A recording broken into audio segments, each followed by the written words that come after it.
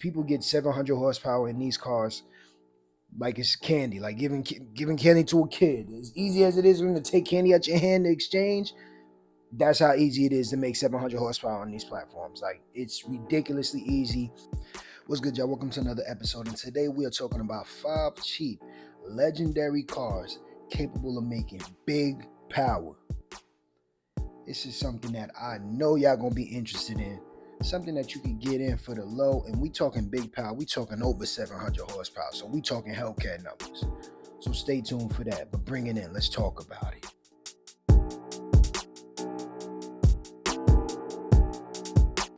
What's good, y'all? So if y'all been looking for some cheap power, like extreme power, and you want to have a track car, you want to have something that you could really do some damage with in a straight line, whether you drag race a lot or you just love the 0 to 60, 0 to 100, 0 to 160 speed, this video is for you. A lot of people love speed, me myself included, but speed is expensive. We got to be honest with it. So in order to get speed for a budget, this is the way you go about it. So let's get into the list. Without further ado, number 1, a 2004 to 2008 Infiniti G35. Come on, y'all know about that G35. It's a 3.5 liter V6, 280 horsepower, 270 pound-feet of torque. 0 to 60, what we talking? 6.2 seconds. So everybody knows about G35s. That's why these are legendary cars. When they first came out, this actually brought Infiniti out the dumps and made them last till today. You see what I'm saying? They still partially riding that high that they had back then. Infiniti was definitely a failing company before the G35 came out, and they put it on its back. That competed with all types of foreign vehicles, BMW, Mercedes, Audi, all of the above, and it beat most of them as well. It's very reliable, good reliability. Now, if you got a 2005 manual, it was capable of 298 horsepower and 260 pound-feet of torque, 0 to 60 in 5.8 seconds.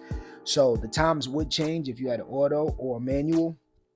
I would advise you to get a manual just because of the power, and it's going to be a little more desirable. You see what I'm saying? But again, you can get into these cars all day under 10K. They look good. They sound good. Very tunable. Very moddable. There's a whole bunch of people putting turbos in here, going crazy with the setups. There's a lot of different ways you could take with this car, building it up. So if you are interested in that, that'll be something that you could definitely look up and check who did it the best. But there's a lot of directions you could take this car in, and it's still a good car regardless. Even if you do these things to it, it's still going to be good. It's still going to be relatively reliable. Of course, the faster you make things do break, but it's still a good car. It still look good. It still looks modern. I don't think you can beat that. Issues that may arise: failing crankshafts, brake light switch, timing chain issues, and fuel hose issues. So if you know how to work on cars, this is something that will not be an issue for you. This car will be easy work for you. If you don't, make sure you got a mechanic close by, but you won't need them too much for this vehicle, because as long as you get a good example of one and you didn't get one that was thrashed, you'll be straight and you'll be happy about your purchase. Let's move on to number 2. And that will be a 2003 to 2008 Nissan 350Z. Come on, we already know about these cars, but I gotta re-enlighten y'all on what they really capable of doing and what they really been doing in the past. So this comes equipped with a 3.5 liter V6, 287 horsepower, 274 pound-feet of torque, 0 to 60, 5.4 seconds. So this is almost like the G35's bigger, less fashionable brother.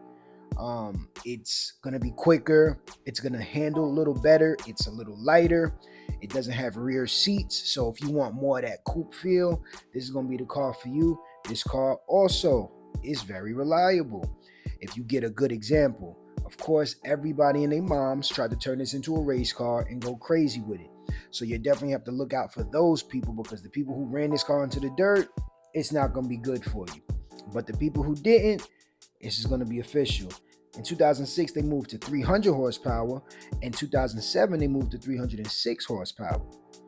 So, and 268 pound-feet of torque. If you're looking for the best years for this one, it'd be between '07 and '08. They worked out a lot of the kinks that they had in the previous years. But still, no matter what year you get of this vehicle, it's going to be official. You can make huge power on this platform. The engines are reliable. They're easy to work on. There's everybody that can work on this. There's mechanics everywhere that's worked on these cars already, so it's not going to be too tough to deal with, especially if you work on cars yourself. I'm sure you've come across one of these before, and it's going to be easy to jump in and get it in. Issues that you may run into: fuel damper issues, clutch problems, throttle bodies, and drivetrain issues. So these things may come up. You want to look when you're actually trying to purchase this vehicle. Make sure these things have been addressed, especially if you're dealing with some high mileage versions of it. Make sure these things have been addressed. Make sure that it's a good deal for you. Make sure you got a mechanic on hand. Are you good at working on cars? And again, this is gonna be easy. It's gonna be an easy car to take care of, easy car to keep on the road, and an easy car to build huge power on. Keep that in mind. Let's move on to number 3 on the list. That would be a 2007 to 2011 BMW 335i. This is one of my faves. 3-liter inline 6, 300 horsepower, 300 pound-feet of torque. 0 to 60, what we talking? 5.3 seconds. So this car is not as reliable as the other 2 cars on this list. If you get the N54 engine, which was finished around 09, 2010, you want to stay away from that if you can, but those make huge power if you want to do it the right way. If you go with the N55 that came 2011, 2010, 2011, you can jump in one of those. They're going to be a little more reliable than the N54s. Either way, both of them are still not going to be as reliable as the previous 2 cars up on the list, but these are still going to be super moddable engines, super tunable engines. People get 700 horsepower in these cars like it's candy, like giving candy to a kid. As easy as it is for them to take candy out your hand to exchange, that's how easy it is to make 700 horsepower on these platforms. Like, it's ridiculously easy.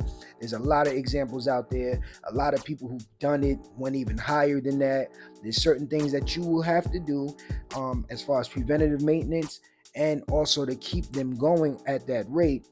But still, this is something that you can get into that's relatively cheap.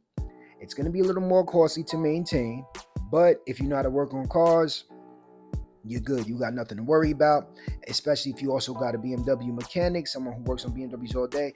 They seeing a lot of these and they pass. So it's going to be nothing for them to just jump in. Parts are going to be accessible. You'll be able to get whatever you need from whoever and wherever you need. So it's going to be good there as well. So again, reliability, not the greatest, but still, there's going to be a lot of people that's going to be able to work on this car. Maybe you too.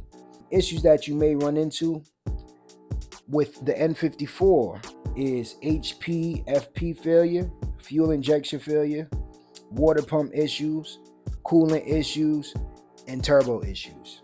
With the N55, which is more reliable, issues you may run into is oil leaks, water pump issues, carbon buildup issues, spark plugs, coils going out. This is a car that goes through a lot of coil packs and spark plugs, and you got to make sure your fuel injectors are good as well. So you got to definitely keep up with this car a little more often as compared to the other 2 vehicles on this list, but it'll definitely be worth it in the long run when you really want to get that power and put it down. It'll do it, especially if you get an all-wheel drive version. It's going to put this power down crazy, and it's going to burn a lot of cars on the street for little to half the money. I don't think you can beat it unless you get something more reliable, or unless you get the next car on this list, which brings me to number 4, and that is a 1997 to 2004 C5 Corvette. This comes equipped with a 5.7 liter V8, 345 horsepower, 350 pound-feet of torque. 0 to 60, what we talking? 5.1 seconds. So come on, man, it's a C5. These LS motors are built to last. This car is good reliability. Some may say it's great reliability. This is a car that is super moddable, super tunable. It's already set up perfectly for a track car. It's set up perfectly for you to whip it around corners and do whatever you need to do. Most people would get the manual. I would recommend the manual. You get the auto. It's decent. The transmission isn't the greatest. Still, this is going to be a fun car. Even if you don't tune it, it still has decent amount of power. It being a V8, you still are able to get the sound that you want. This is the first V8 on the list so far. You get the sound that you want. You know, you get the look that you want, the nostalgic look of this car. This is another vehicle. If y'all see one of my previous vehicles when I talked about the Jaguar, this car, when I used to play Need for Speed back in the day, this was a go-to for me. Anytime you went to like an arcade room, a Dave & Buster's or something along those lines, and you see that little car racing game with the steering wheel and you have to sit in that, how many times you see a C5 Corvette on the screen? Come on, man. Like, the C5 Corvette is super legendary. The platform, super legendary. The engine, super legendary. If you want to get more of a reliable one, probably in the later years of 1999 and beyond, but still, you can't go wrong with none of these. You will have some minor issues, but they're going to be easy. Those issues would include electrical issues. You got to watch out for some loose axles. Sometimes the clutch gets stuck, oil pressure issues, and the harmonic balancer. So if you are in the market to purchase this vehicle, make sure you check for those things. Make sure they've been addressed recently. But again, this is a car that's easy to work on. You can get anybody who's even a decent mechanic to come in and be like, okay, I think I could do that. You know, and if you're somewhat good with cars as well, this would be a perfect project car for you to even learn how to work on cars and really build big power. This car is capable of huge amounts of power, and it'll put it down and you'll have a smile on your face the whole way through. So definitely would recommend the C5 Corvette Ultra Legendary car. Let's move on. Number 5. This is an underrated car, y'all. Super underrated. Y'all probably ain't know about this.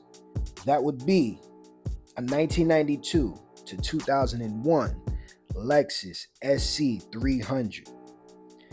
This comes equipped with a 3-liter inline 6-cylinder 2JZGE engine, 225 horsepower, 300 pound-feet of torque. So, yes, you heard that right.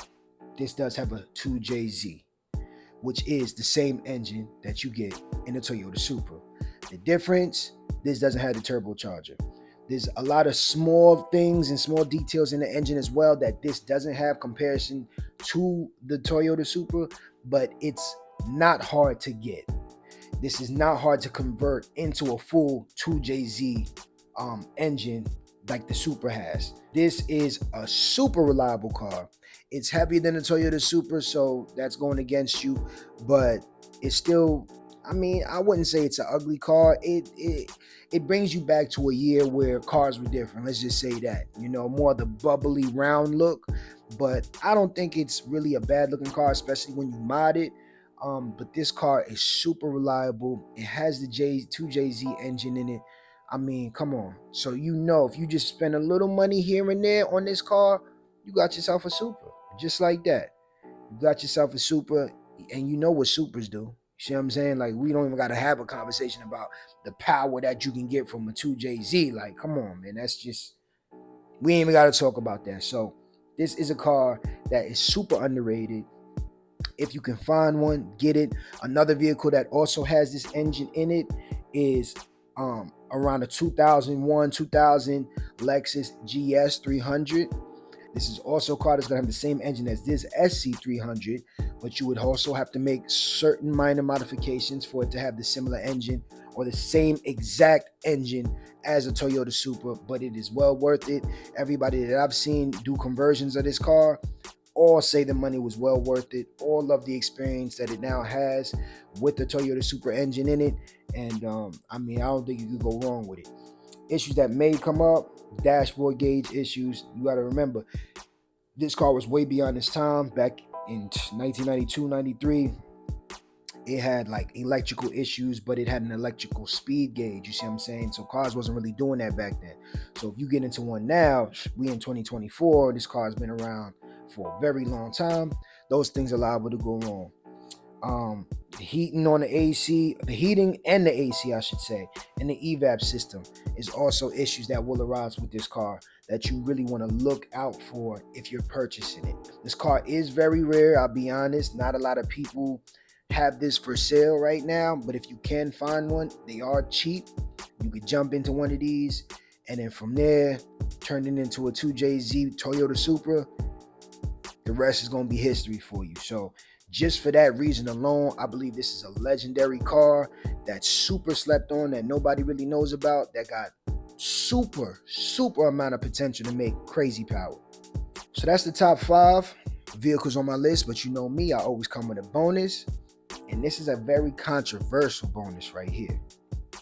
And that would be a 2007 to 2011 Audi S6. This car comes equipped with a 5.2 liter V10. Yeah, you heard that right. V10. 435 horsepower, 398 pound-feet of torque. This car right here is different. I mean, it is different. And believe it or not, it's not as unreliable as you would think it is. This has a Lamborghini engine, y'all. Like, we can't say that with no other car on this list. We can't say that with no cars that we've covered so far. This car comes equipped with a Lamborghini V10 engine ready to go. Now, this car, believe it or not, does have average reliability, but the issue is this. It's very expensive to maintain. Gotta be transparent. I gotta be real with y'all. If y'all don't have money saved up to keep this car on the road, I would not advise you to get it. If you do have money saved up and you just like, yo, you want something very uncommon, rare that nobody has, but you still want to get into it at a budget price, this will be the perfect car for you. This is the best and cheapest way you can get into a vehicle with a Lamborghini engine.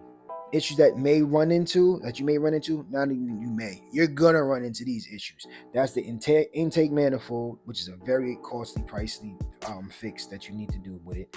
A lot of carbon built up, and really, those are mainly the two biggest things with this car. It's just very high ownership costs. Like, it's gonna cost like little things. Spark plugs gonna be expensive. Coil pad, fuel injectors gonna be expensive. You better know how to change your oil. You see what I'm saying? Like oxygen sensors, water pumps. All of these things are going to be very expensive for this car, because you have to look at it like you're paying for a Lamborghini. You're not necessarily paying for an Audi. You're paying for a Lamborghini. So when these things do come up, these are going to be things that you got to be prepared for.